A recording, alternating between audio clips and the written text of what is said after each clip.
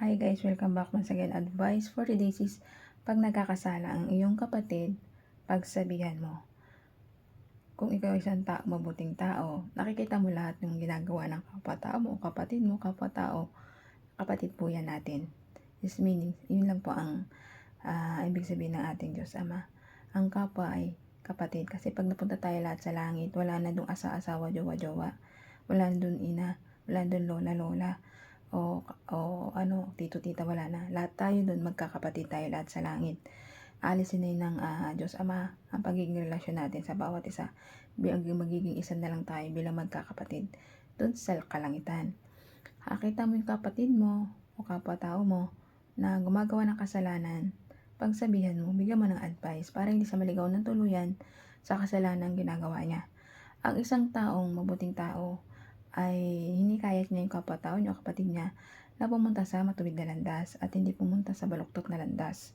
Kapag ang isang tao may pananampalataya sa ating Diyos Ama, Diyos Anak, Diyos Espiritu Santo, tsak na tsak ang kaligtasan niya, tsak na tsak makarami siyang makahihikayat ng mga matutuwid na tao. Gusto niyang ituwid, mga baluktot na tao na gusto niyang ituwid. Bagos pag nakikita niya ito na alam niya na gumagawa ng patuloy na kasamaan, pagsasabihin niya ito na huwag na itong gawin, itigil na to kasi ang kaluluwa mo ay mahuhulog sa impyerno. Kapag patuloy kang gumagawa ng mga kasamaan, ang kaluluwa mo ay mapupunta sa impyerno. Ang isang mabuting tao, pinagsasabihan niya ang kapwa-tao niyang naliligaw para hindi ito malugmok sa kasamaan. Ang isang mabuting tao, hinikayat niya ang mga kapatid niya na mapunta sa kabutihan, hindi mapunta sa kasamaan. Tulad ko, nag-a-advise ako sa inyo, gusto ko mapunta tayo pareho, lahat tayo sa paraiso. Ayoko miski isa sa atin na mapunta malaglag sa impyerno. Gusto ko gumawa po kayo ng kabutihan para sa kapwa-tao nyo. Magsisi po kayo sa mga lahat ng kasalanan nyo. Magpuri at magsumamba po tayo sa ating nag-iisang Diyos na makapangyarihan sa lahat. Ang ating Diyos amang buhay na nasa langit, na patuloy tayong ginagabay na pinapatnubayan. At lalong-lalo na kasama niya ang Diyos Anak na puputol sa ating mga kasalanan. Ang Diyos Anak, ang ating tikapagligtas. Tikapagligtas ng mga kasalanan natin gawa dito sa ibabaw ng lupa na patuloy natin ginagawa.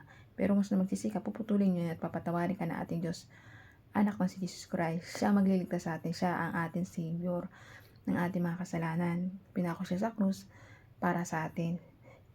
Pinako siya para maligtas tayong lahat ng mga taong makasalanan. Kaya ikaw na patuloy gumagawa ng kasalanan, itigil mo na po yan. Maging mabuti tayong tao. Pakita natin sa kapatid natin, magbago na sila. Pagsabihan natin, advice natin na huwag na silang gumawa ng mga masasamang gawa na patuloy na ginagawa dito sa ibabaw ng lupa. Kasi sisingilin sila ng ating Diyos sa masamang kasalanan patuloy na ginagawa nila.